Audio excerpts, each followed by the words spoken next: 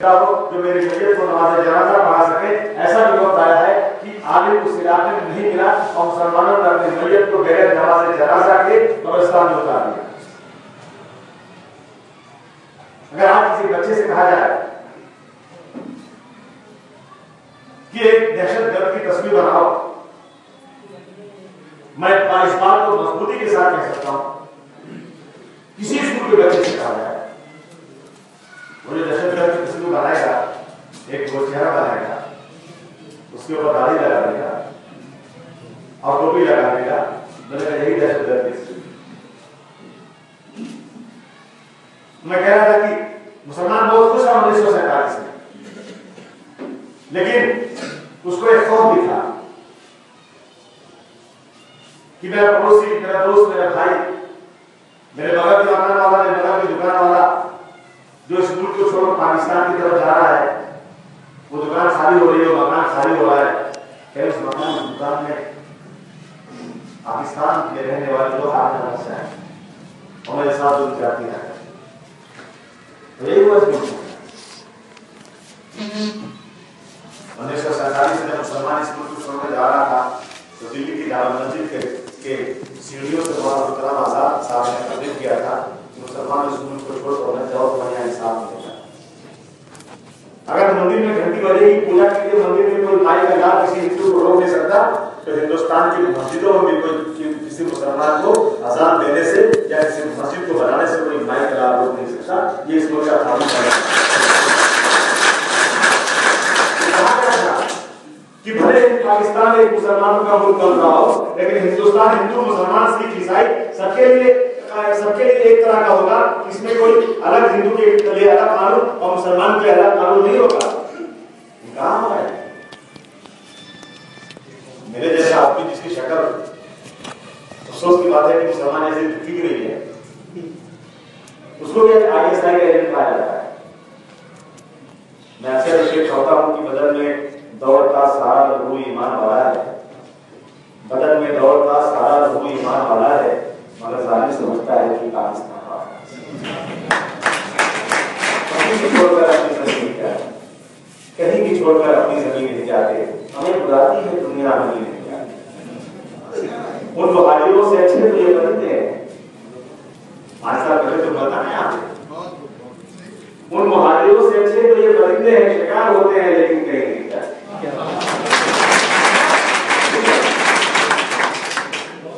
हालात बहुत खराब है। कानून बन गया देश का कि इस देश में रहने वाले तमाम लोगों को एक तरह का हक दिया जाएगा। कहां हक दिया जा रहा है? कौन हमें पूछ रहा है? इसलिए आपके बीच चल रहा है। सिद्दीकी के सामने वो तफसील से आपसे बात किया है। मैं पूरे हिंदुस्तान की बात नहीं कर रहा हूं, महाराष्ट्र की बात कर रहा हूं। मैं दुनिया में आया था, मैं ऐसा दुनिया के अंदर मैंने हारा देखे अस्पताल में था, यहाँ पे सरकारी अस्पताल, तो शायद उन लोगों की इलाके में और उन इलाज वहां नहीं हो पा रहा था, इलाज की प्राइवेट अस्पताल हो रहा था। मैं वहां गया था, कहा गया कि वहां जाएंगे तो खतरा है वहां पर, इसलिए यहाँ मरीजों को, यहाँ जो चोट लग गई है, घायलों को यहाँ दाखिल करो प्राइवेट अस्पताल। सही बात है कि नहीं? उन्होंने कहा से कि तुम्हारे मर्दों को नहीं, हिजड़ों की सरकार है, जो सरकार में रह के तुम ऐसी बात है। मैंने बहुत काम किया, मैंने ये बयान दिया, मैंने ये बयान दिया, थोड़ा बयान क्यों देगा? सरकार तेरी है, काम करके बता, थोड़ा मालूम यहाँ कुछ है। अभी मुझे कितने सारे मेमोरेंडम मिले, मुझे याद है खुदा की कसम, और मैं बहुत बैठा उससे, मैं बहुत सारे मीटिंगों में ये जिक्र कर चुका हूं। जब मैं और अमर से हेलीकॉप्टर से आए थे, हम लोग पूरे इलाके का दौरा करने के बाद जब वापस जाने लगे तो एक अच्छी छोटी सी बच्ची, खूबसूरत लड़की आकर उसने दामन पकड़ लिया अमर सिंह का, और मेरा घर देखिए, इन लोगों का घर समझिए, आपने कौन सा इलाका था? क्या मेरा घर देख के जाइए आप। जब उसके घर में हम लोग गए तो पूरा घर जला हुआ था, घर का एक सामान भी बचा नहीं था जलने से, सब काला हो गया। और 20 दिन पहले जला था, कह रहे 20 दिन पहले मेरा घर जल गया है, मैं अपने शौहर के साथ घर में नहीं बल्कि घर के बाहर सोती हूं, इस लालच में कि मेरे घर का जला हुआ सामान मेरे घर जो मेरा घर जो जला हुआ है उसका पंचनामा हो जाए। पंचनामा होने के बाद शायद सरकार की तरफ से कोई मदद मिले तो मदद मिल जाए।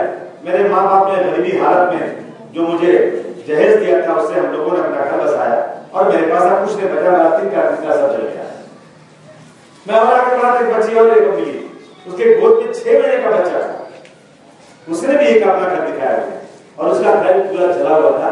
तो कह रहे अपने छोटे नन्हे मुन्ने 6 महीने के बच्चे को लेकर धूप में बाहर सोती हूँ, मेरा घर का सिर्फ पंचनामा, मेरे घर का पंचनामा नहीं कर सकते।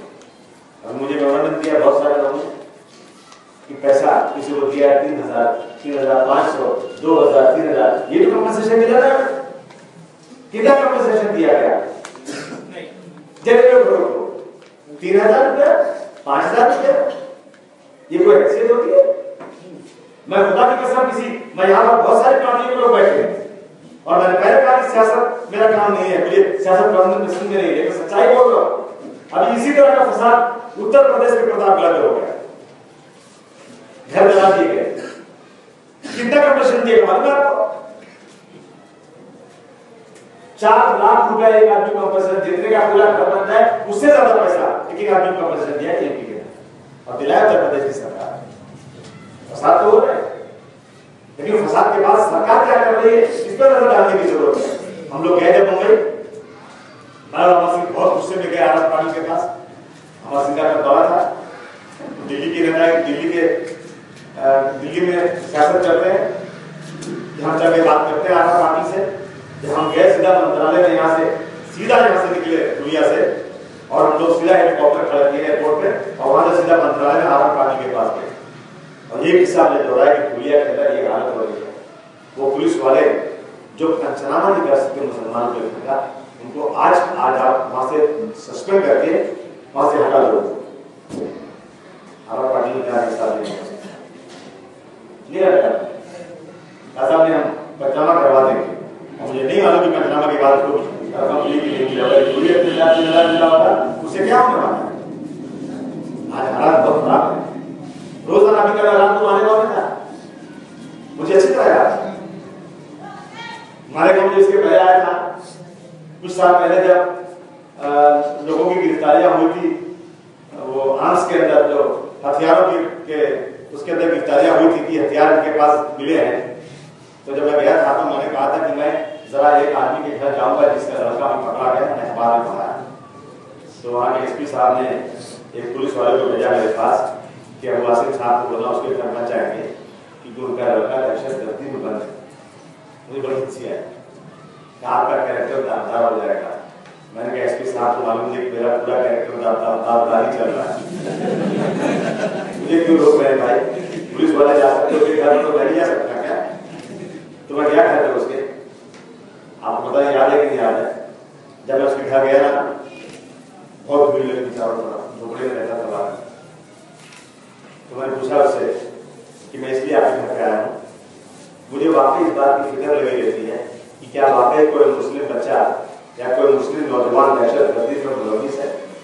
क्या वाकई कोई मुसलमान इस मुल्क में रह करके भी इस मुल्क में अपने पड़ोसियों को, अपने मुल्क में रहने वाले अपने भाइयों के साथ दहशतगर्दी कर रहा है, बम ब्लास्ट करके उनको मार रहा है? मैं जानना चाहता हूँ, मेरे दिल में बेचैनी और क्यूरियोसिटी है क्योंकि मैं भी मुसलमान हूँ और मैंने मदरसे से तालीम हासिल किया है, इसलिए मुझे जानना है, मैं जानना चाहता हूँ, इसलिए मैं आपके घर पे आया हूँ। लड़के को पकड़ के कई महीना हो गया है और आप उससे मिलने तो जरूर गए होंगे, आपने उससे पूछा होगा बेटा तुमने कौन सी गलती किया, वो गलती मुझे बता दीजिए, मैं जानना चाहता हूँ। जो उस शख्स मुझसे बात की, ये अबू आसिम साहब मेरे बच्चे को पकड़ के कुछ महीने हो गए हैं, लेकिन मैं आज तक मेरे बच्चे से मिला नहीं। मैं क्या क्यों नहीं मिला? कहा मालेगांव से मुंबई जाने का मेरे पास किराया नहीं, लड़का दहशतगर्दी में बंद है, टेलीविजन पर फोटो दिखाया जा रहा है कि ये हथियारों के साथ गिरफ्तार हुआ, आरडीएक्स पकड़ा गया था इसके पास से और उसको मिलने के लिए उसके बाप के पास इतना पैसा नहीं है कि वो मालेगांव से मुंबई जा सकता है। मैंने पूछा कि क्यों भाई, क्यों नहीं आपका इतना पैसा? नहीं, बोले मेरा बेटा जो था पुराने कपड़े बेचता था सड़क पर, रोजाना 50 से 70 रुपए कमाता था और मैं वो गाड़ी आती है इसमें केला बेचते हैं, आप 4 पहिए वाली गाड़ी उस पर मैं केला बेचता था।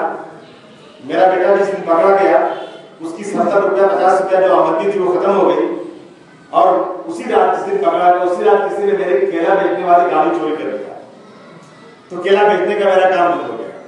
घर में पूरे 9 बच्चे। उसने कसम खाकर मुझे कहा कि मैं अपने बच्चों को सिर्फ एक वक्त खाना खिलाता हूं और एक वक्त खाना, खुदा की कसम। मैंने कहा अच्छा तो केला वाली गाड़ी कितने मिलती है? बोले 2500 रुपए। और पूरे हमारे गांव में कोई आदमी ऐसा नहीं जो 2500 रुपया आपको दे दे। पूरे मिलत के अंदर कोई आदमी ऐसा नहीं कि जो 2500 रुपया दे दे और उसके भूखे बच्चे जो हैं जो एक को फाका करते हैं वो अपना पेट पाल सके। खुदा की कसम कोई नहीं था। मैंने पुलिस वालों के सामने, एटीएस जितने अफसर थे उनके सामने मैंने कहा 2500 रुपया बहुत छोटी रकम होती है। हम लोग मुंबई में जब किसी होटल में खाना खाने जाते हैं तो एक वक्त का 5-10-15 हजार रुपया खाने का बिल लग जाता है, एक वक्त खाने का।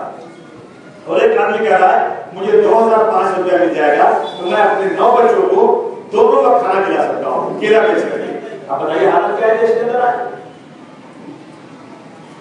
इंसाफ नहीं मिल रहा देश के अंदर, नौकरियां नहीं मिली लोगों को। बहुत हमारा मुल्क बहुत तरक्की कर गया है।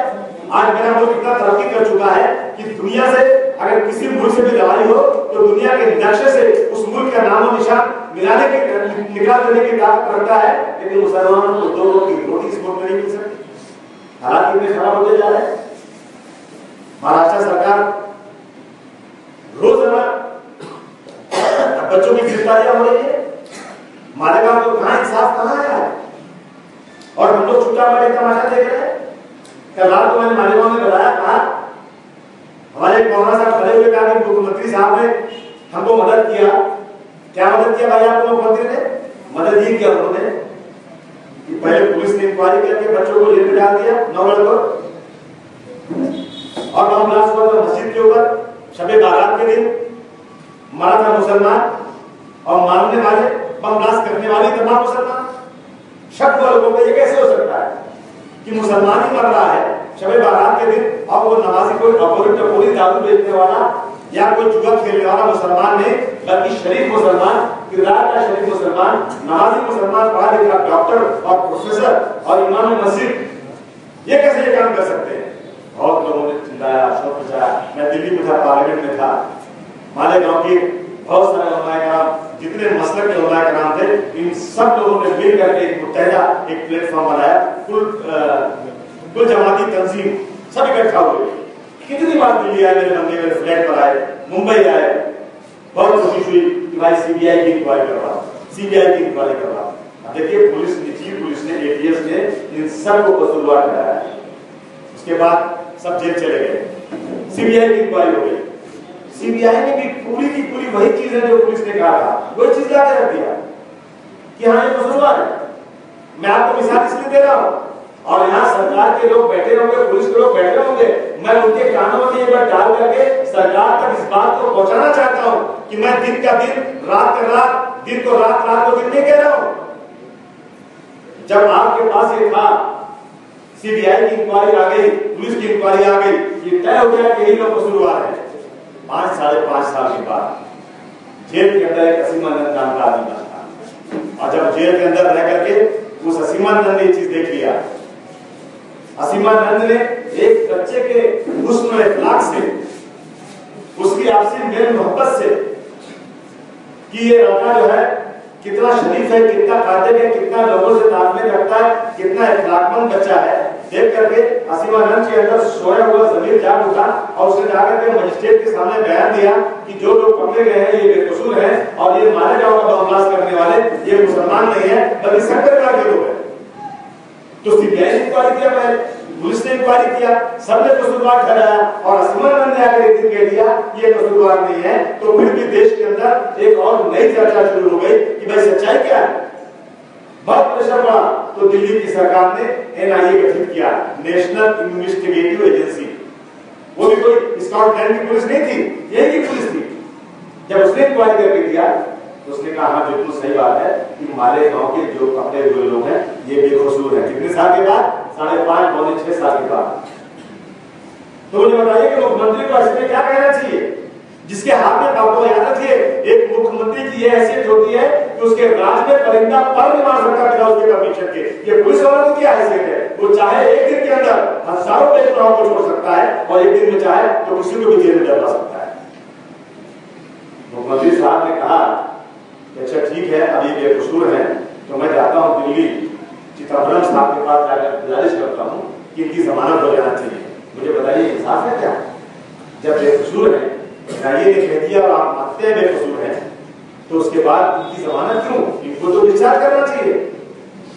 खुलेआम ये कहना चाहिए कि हम कान पकड़ के माफी बेटी करते हैं, हाथ जोड़कर माफी मांगते हैं कि 6.25 साल तक 9 लोगों को बेकसूर जेल में रखा गया। जिन सीबीआई अफसरों ने, जिन पुलिस के लोगों ने इनको गुनहगार साबित करके जेल में डाला था, हम उनको सस्पेंड करके जेल में डाल देंगे, तब बात करेंगे। और रोजाना, अभी मुझे मैं कल आ रहा था मुंबई से, परसों शाम को मुझे फोन आया पूना से। पूना के लोग बहुत परेशान हैं, एक बच्चा गिरफ्तार हुआ है। यहाँ की एटीएस ने कहा कि ये उसकी इंक्वायरी पहले से चल रही थी, उसका इन्वॉल्वमेंट नहीं है। दिल्ली की पुलिस ने पकड़ा है कि पूना का ब्लास्ट किसी ने किया है। बदसाब बयान, आगे मुख्यमंत्री से मिलना चाहते हैं, कोई पुलिस हाल नहीं। रोजाना कहीं ना कहीं पढ़े लिखे लड़के, डॉक्टर, इंजीनियर, प्रोफेसर गिरफ्तार हो गए और हम लोग बैठ के तमाशा देख रहे हैं। जब ठाकुर प्रज्ञा सिंह आती है जेल के अंदर, जेल से आती कोर्ट के अंदर, इन लोगों ने ब्लास्ट किया है, ये पकड़े गए हैं, मैंने पकड़ के नहीं जेल में डाल दिया है, पुलिस अफसरान ने कोई इंक्वायरी किया, पकड़ा इनको जेल में डाला है। ठाकुर प्रज्ञा सिंह, पुरोहित, पांडे, अभिनव भारत के लोग, हिंदू सनातन संस्था के लोग, महावीर सेना, हिंदू जागरण संस्था, आरएसएस, बजरंग दल से ताल्लुक रखने वाले लोग जो है अजमेर शरीफ के ब्लास्ट में, ये जो समझौता एक्सप्रेस के ब्लास्ट में, मालेगांव का ब्लास्ट, नई मुंबई का, थाना का, ये जो परभनी, जालना, हैदराबाद, इन सारे ब्लास्ट में कौन लोग हैं? ये सारी चीजें इनकी गिरफ्तारी हो चुकी है, ये जेल में है। लेकिन मैं आज पूछना चाहता हूं आपके सामने, आपसे अपना दर्द बांटना चाहता हूं कि इस मुल्क के अंदर सिमी नाम की संगठन पे पाबंदी लगी हुई है। अगर ये सरकार कहती है कि सिमी आतंकवादी है, तो मेरी कोई हैसियत नहीं है कहने की सिमी को छोड़ दो। एविडेंस लाओ, प्रूफ लाओ, सिमी को फांसी चढ़ा दो। इतने 2001 से सिमी पर पाबंदी लगी हुई है। जब पाबंदी लगी थी 2001 में, उस वक्त सिमी के ऊपर किसी बम ब्लास्ट का आरोप नहीं था।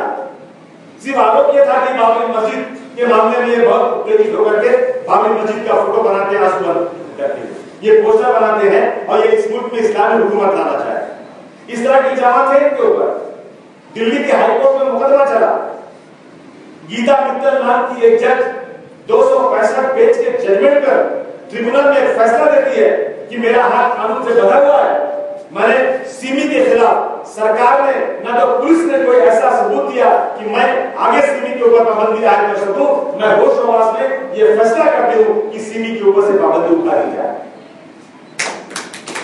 ये फैसला आ गया, लेकिन उसी दिन जिस दिन फैसला आया, उसी दिन कांग्रेस सरकार ने जाकर अगली अदालत सुप्रीम कोर्ट से फिर पाबंदी लगा दिया। मैं बोलने का कोई हक नहीं रखता, क्योंकि मैं कोई आईपी नहीं हूं, मैं कोई इन्वेस्टिगेटिंग एजेंसी का कोई अफसर नहीं हूं। अगर सरकार के पास कोई इल्जाम है, कोई चीज है, तो लाकर कोर्ट में प्रूफ करे और उस पर पाबंदी लगाए। लेकिन मैं सरकार से पूछूं कि तुमने मुंबई के थाना के वो हॉल के अंदर गडकरी हाल में जो ब्लास्ट हुआ था, उसमें जिन्होंने ब्लास्ट किया था वो 10 साल की सजा हो गई।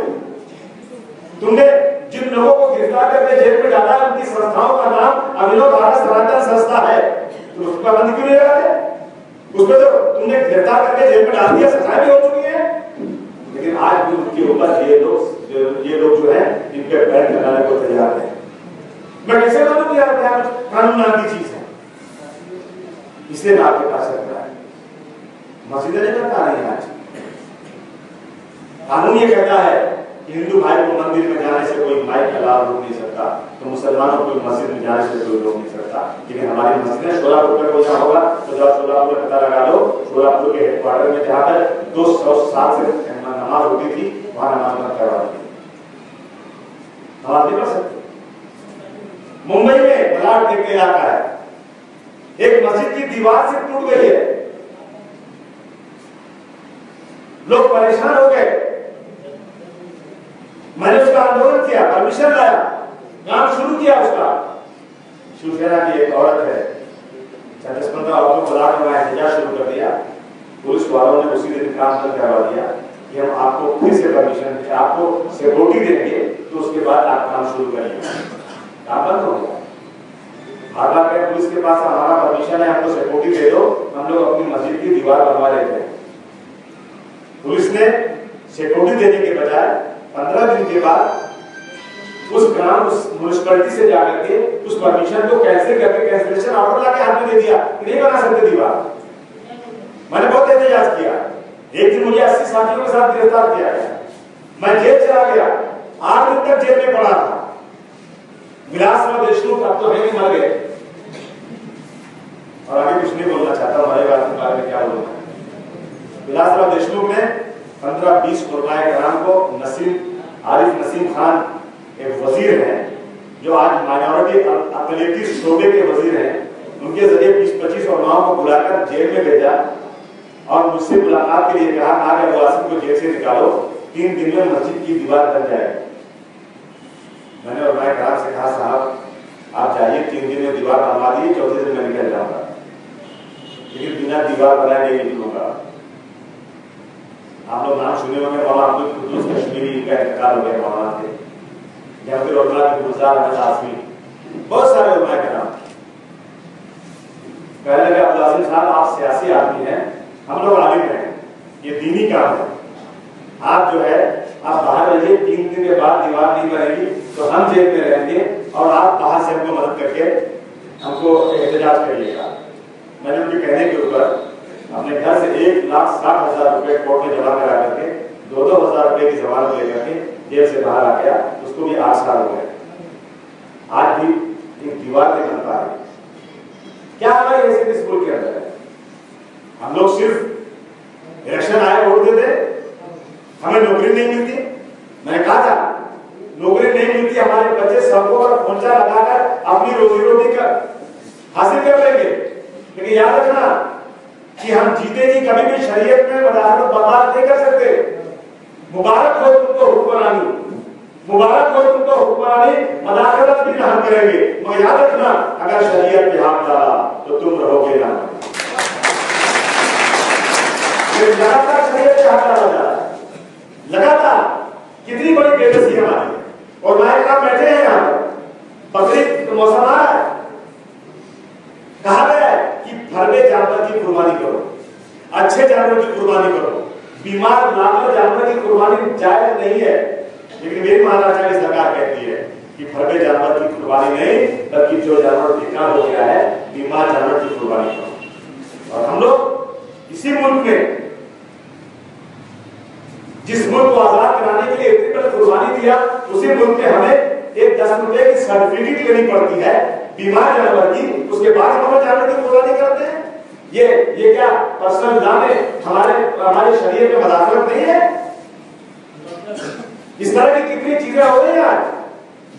कौन कर रहा है ये सरकार कर रही है, जिसको हम लोग वोट देते हैं। और सिर्फ दिखाना मेरा सिद्दीकी साहब ने कि बीजेपी शिवसेना जीत कर ना आने पाए, इसलिए कांग्रेस को वोट दे दो। बैठे हैं सब पार्टियों के लोग, क्या है इसका बताइए मुझे आप। क्या हम लोग इसीलिए सियासत करते हैं हमारी कौम मिल्लत के साथ जुल्म ज्यादती होती रहे, हमारे बच्चों को नौकरियां न मिले, हमारे इलाके में पीने का पानी ना आए? यकीन जानिए मैं पार्लियामेंट में मेंबर था और राजेंद्र सज्जर कमेटी की जब रिपोर्ट आई, उनके मेंबरान ने बुलाया हम लोगों को एक हॉल के अंदर, हमें कहा कि हम आपको कुछ पॉइंट बताते हैं। जब पार्लियामेंट में बहस होगी राजेंद्र सज्जर कमेटी की रिपोर्ट के ऊपर, तो आप लोगों को कुछ पॉइंट याद रहना चाहिए ताकि आप उसको बहस कर सको। जो पहला पॉइंट उन्होंने बताया था, उन्होंने कहा था कि पूरे हिंदुस्तान में हमने दौरा करने के बाद ये रिजल्ट निकाला है कि मुसलमान इलाकों में जानबूझकर सरकार पानी देती नहीं, पानी देती नहीं पीने का। और पानी का प्रेशर वहां कम कर दिया जाता है। यकीन जानना, एक बोतल अगर पानी है उसे तुम्हारी प्यास बुझ सकती है। मैं कसम खाकर कहता हूं, हुकूमतें आधा बाल्टी पानी गटर में फेंक देगी, लेकिन तुम्हें सिर्फ आधा बाल्टी पानी देगी, तुम जीने भी ना पाओ और मरने भी ना पाओ। ये सच्चाई है। दूसरा पॉइंट उन्होंने बताया कि मुस्लिम इलाकों में जानबूझ करके इलेक्ट्रिक का कनेक्शन कम कर दिया जाता है। तीसरा पॉइंट कि इस मुल्क में मुसलमानों के हालात दलितों से भी ज्यादा बदतर है। मुसलमानों को रिजर्वेशन मिलना चाहिए, नौकरियां नहीं मिले। चौथा पॉइंट उन्होंने कहा कि इस मुल्क के अंदर खासतौर से महाराष्ट्र और गुजरात की जेलों में 40% बेकसूर मुसलमान है। किसने कहा? ये राजेंद्र सच्चर साहब के इनके शाफात में ये लिखा हुआ है। सरकारें कहती है कि पैसा नहीं है, फंड नहीं है, ये मत दो, पहले ये तो कर दो कि जो बेकसूर जेल में पड़े हैं उनको तो रिहा करवा दो। तो मैं समझू कि राजेंद्र सच्चर कमेटी की रिपोर्ट पर तुम कुछ काम कर रहे हो। कुछ नहीं हो रहा। आज रिजर्वेशन की बात हो रही है। रिजर्वेशन इसलिए मुल्क में लाया गया था कि एक कमजोर आदमी और एक मजबूत आदमी दुनिया की दौड़ में एक साथ खड़ा होकर दौड़े, तो जो कमजोर आदमी है वो पहलवान के मुकाबले में हार जाएगा, तो उसको रिजर्वेशन के जरिए एक एक्स्ट्रा पावर दे दो, ताकि उसका जो कम पावर है, जो सही है, कमजोर है, उसको अलग से पावर मिल जाएगा। तो एक नौजवान के मुकाबले में वो भी दौड़ में, दुनिया की दौड़ में आगे निकल सकता है। जब मुसलमानों के हालात खराब है, उनको रिजर्वेशन दो। आर्टिकल 341 में आज तक मुसलमानों को शामिल नहीं किया गया। सुबह मेरी प्रेस कॉन्फ्रेंस में बात हो रही थी, अखबार वाले पूछ रहे थे कि भाई क्या जात के नाम पर, धर्म के नाम पर रिजर्वेशन मिलना चाहिए। मैं पूछना चाहता हूं कि आर्टिकल 341 में किस तरह से हिंदू धर्म के लोगों को भी, दलित और बौद्ध और सिख के लोगों को भी धर्म के नाम पर रिजर्वेशन मिला कि नहीं मिला? क्या यह कुरान शरीफ है? इस देश की जो संविधान है वो इस देश में बना। कुरान शरीफ एक ऐसी किताब है जो ऊपर से उतारी गई आसमानी किताब है, जो अब दुनिया में रहती दुनिया तक उसमें एक नुक्ता, एक ज़ेर और ज़बर भी उसमें तब्दील नहीं किया जा सकता।